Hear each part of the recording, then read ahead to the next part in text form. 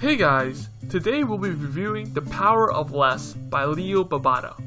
Have you ever sat down and started to do a project and then you look at your phone and you get a text from a friend saying that she needs a ride downtown, and you agree? You spend an hour getting in your car, picking her up, and then driving her somewhere downtown. While you're there, you decide, I might as well do some shopping. Then you come home and you're just confused at how the day just flew by and how you got no work done. Yeah, it sounds a lot like me. Before I know it, the sun sets and I'm laying in bed thinking about my unproductive day. Every day, all of us are flooded with emails, text, and phone calls asking us to do something.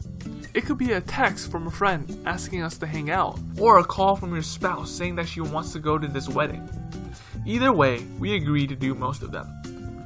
We start picking up all these different responsibilities, but how much productive work are we actually getting done?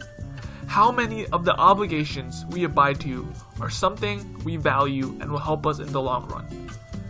We have to learn how to choose what we ought to be doing, because in the end, we can't do every single task there is. On a Friday night, I have so many different options. I could go hang out with friends, I could play video games, or I could study for an upcoming test.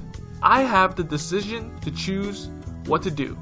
However, some decisions feel better than others. For example, if I go hang out with my friends, I would have this thought in the back of my head saying, what if I did something more productive? This brings us to the first point, which is to make sure that most of your choices are towards your goals and values.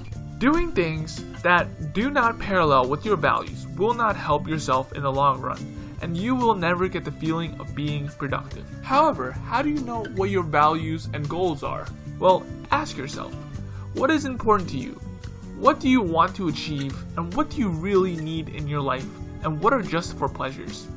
I really invite you to sit down and answer these questions. Take some time, because if you do not know what your values and goals are, there is no way you can narrow your choices down to what will make you feel most productive. Values also do change. If I asked myself 5 years ago these questions, exercise would have never came across my mind. But today, exercise is one value that I hold extremely high and make sure that I incorporate into my life. Re-asking these questions to yourself, again every 6 months, is a great way to see if your values changed. The next point is to reach the goals that you set for yourself. You will need to develop new habits. If one of your goals is to start a business, then your habit of coming home from your day job and watching TV for the rest of the night is not as productive as you might think. Saying what goals you want to achieve is easy, but actually getting there is hard. By starting small, you will be able to change your habit eventually. The key is to start extremely simple. I have a goal of 10,000 subscribers by the end of this year for this channel, and I started to post videos. Initially, I was posting every time I feel motivated, which was at least once every 2 weeks. I was starting to make my videos and it felt good posting, but I lacked consistency, which is another key to building a new habit. So I thought to myself, I am just gonna post once every Friday. It was consistent and easy. I was sure that I could make a video once a week and post it without changing my life as much. As I kept doing it, my habit developed. I recently decided to take it up a notch and post twice a week. So far, it has been going great. I started out small and developed a consistency. I developed a new habit of uploading videos on YouTube, which will help me eventually reach my goal. If I hadn't started out small, let's say I decided to make 2 videos every week initially, there was no way I could have stayed with that. I would not have successfully created the habit. Again, starting out small and being consistent is the key to building a new habit. Taking baby steps is critical, but staying on the path is just as important. For example, if you want your baby to learn how to walk, you wouldn't want him to be learning how to dance and sing at the same time as well.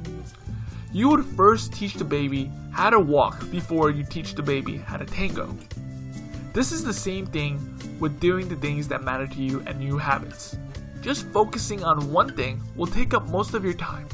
If I decided that in addition to making my video once a week, I would also be writing a book, creating a website, and learning how to paint, there would be no way I could build my habit of making a video. Although this sounds ridiculous, it is the same when you multitask. Without putting all of your focus into one thing initially, then you are faced with many things that are distractions. Though some of the distractions may align with your values, too many things will overwhelm you and will not allow you to successfully build any habits that will lead you to your goal. Thank you for watching, and I hope you enjoyed. Here's a list of things that you can do right now in order to get the most out of this book. Take 30 minutes and sit down and really think about these questions and answer them. After that, write 3 things that you can start doing that will help reach those goals and number them based on importance. Do the first thing and focus on that solely, again and again until it becomes a habit, and come back and redo the exercise and repeat.